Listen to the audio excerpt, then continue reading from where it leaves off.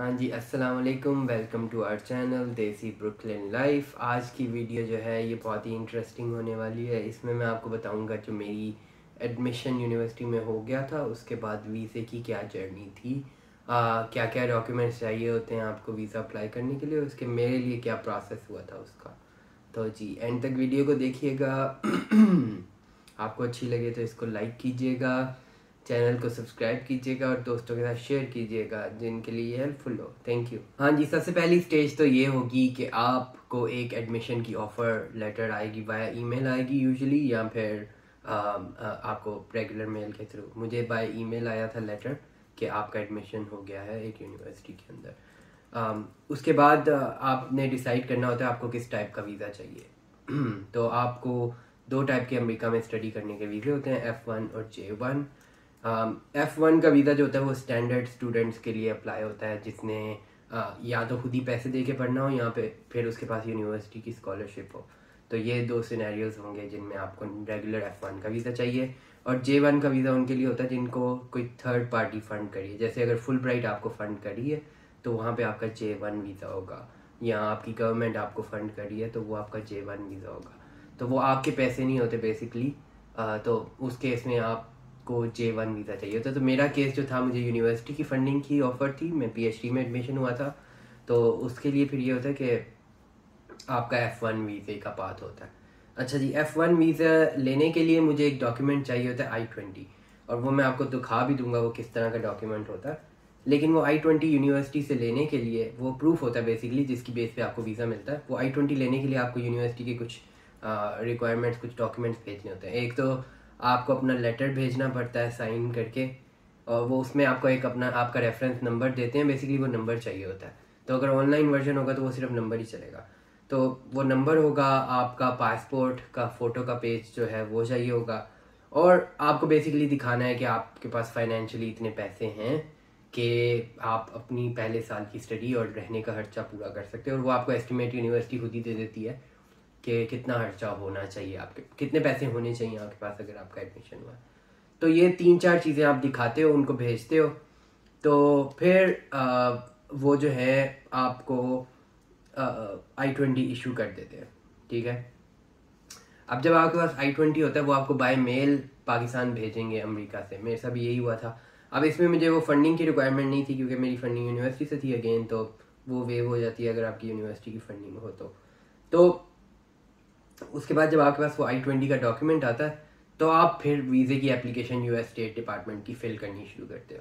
और उसमें आप जो है सर्विस ID, अपना जो आपका I-20 पे लिखा होता है वो डालते हो, और बाकी का डेटा सारा फिल करते हो जो उनकी रिक्वायरमेंट होती है। मतलब आपका सारा बायोडेटा पूछेंगे एम्बेसी वाले।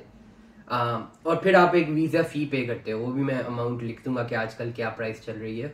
वो चेंज थोड़ी बहुत होती रहती है, डॉलर्स में होती है, तो वो आपको एक जगह पे जमा करवानी पड़ती है। तो ये सब इन्फॉर्मेशन आपको उनकी वेबसाइट से मिल जाएगी। तो जब आप वो फ़ीस पे कर देते हो वीज़े की और फॉर्म फिल कर देते हो ऑनलाइन, उसके बाद आपका इंटरव्यू की डेट स्केड्यूल कर सकते हो आप। तो फिर आप इंटरव्यू देने के लिए, अगर आप लाहौर, मैं लाहौर से था तो मुझे इस्लामाबाद जाना पड़ता था, बड़ा था इंटरव्यू देने के लिए। अगर आप कराची में रहते हैं तो आई थिंक कराची के काउंसलेट में भी इंटरव्यू होते हैं। अगर आप इस्लामाबाद में हैं तो वहाँ पे ही होंगे। अगर आप कोयटा वगैरह या कहीं और शहरों में हैं तो आपको इधर कराची या इस्लामाबाद जाना पड़ेगा इंटरव्यू देने के। मैं लाहौर से था, मुझे इस्लामाबाद जाके इंटरव्यू देना पड़ा था। तो बेसिकली इंटरव्यू जो था उसमें वो ये जज करने की कोशिश करते हैं कि आप पढ़ाई के लिए ही जाना चाहते हो वहाँ पे।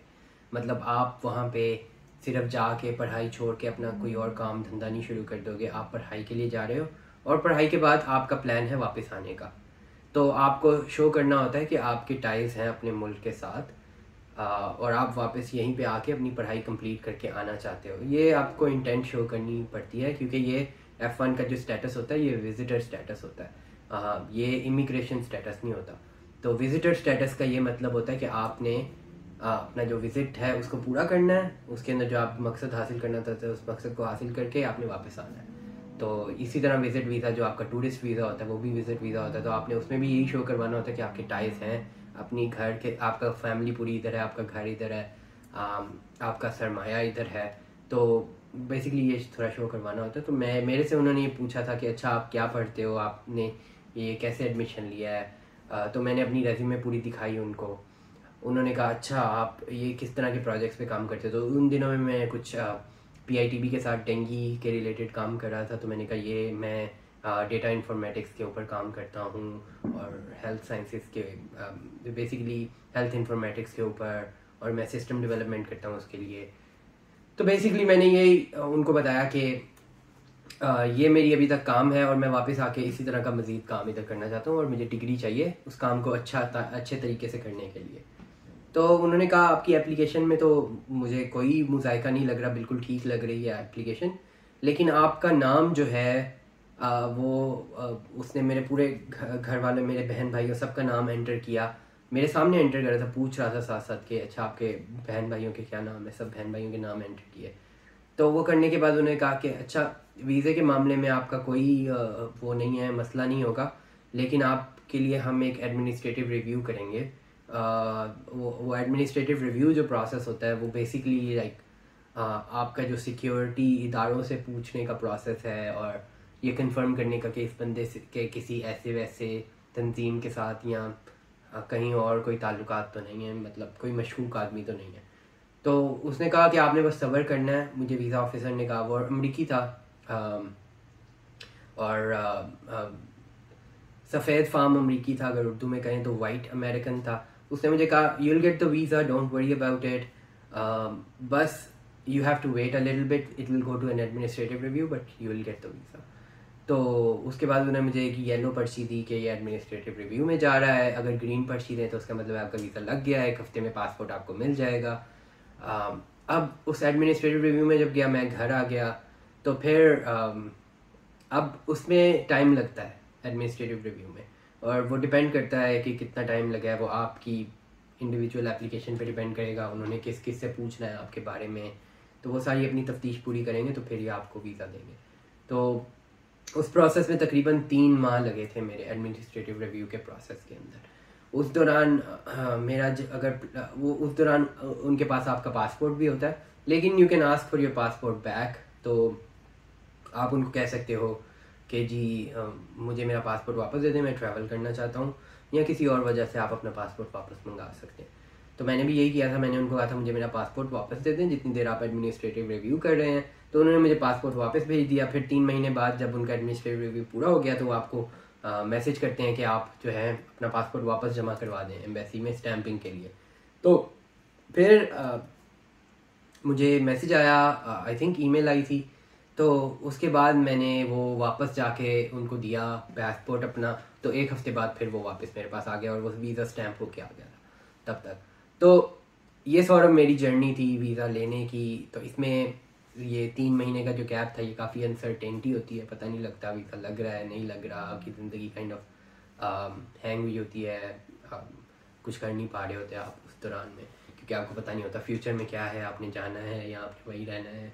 तो लेकिन अगर आपने कभी कोई ऐसा काम नहीं किया जिससे आपको कोई मसला हो इस प्रोसेस के अंदर, तो आपको घबराना नहीं चाहिए। आप बस इंतज़ार करें, आपका ये जो है ना एडमिनिस्ट्रेटिव रिव्यू पूरा होगा और आपको वीज़ा मिल जाएगा। अब इसके बाद जो है मेरा वो वीज़ा जब एक्सपायर हो गया तो मैं क्योंकि तब भी पढ़ रहा था, मुझे 6 साल लगे डिग्री पूरी करने में। तो तकरीबन फिर मैंने जाके दोबारा नया वीज़ा स्टैम्प करवाया। तो जब मैंने दूसरी बार वीज़ा स्टैम्प करवाया तो उसी वक्त उन्होंने मुझे कह दिया आपका वीज़ा लग गया है, आपको 1 हफ्ते में पासपोर्ट मिल जाएगा। यानी कि एक बार आपका वो एडमिनिस्ट्रेटिव रिव्यू में जाता है और उसके बाद जो है वो दोबारा एडमिनिस्ट्रेटिव रिव्यू में नहीं जाता। वो 1 टाइम प्रोसेस होता है, बस वो कंफर्म करने कि आपका जो नाम है वो कोई ऐसी लिस्ट में तो नहीं था। तो अगर लिस्ट में था तो वो कंफर्म करेंगे कि आप वो बंदे तो नहीं हो जिसका नाम उस लिस्ट के अंदर है। तो आपने घबराना नहीं है, आपने बस जो है सब्र करना है और इंशाल्लाह आपका काम हो जाएगा वीज़े के मामले में। तो इंपॉर्टेंट स्टेप्स क्या हैं? आपको I-20 फॉर्म चाहिए, जो मैं आपको ब्रीफली दिखा भी देता हूँ कि वो किस तरह का होता है, उस पर क्या क्या लिखा होता है। बाकी आपको पता लग जाएगा कि वो होता क्या है, उस पर क्या क्या लिखा होता है।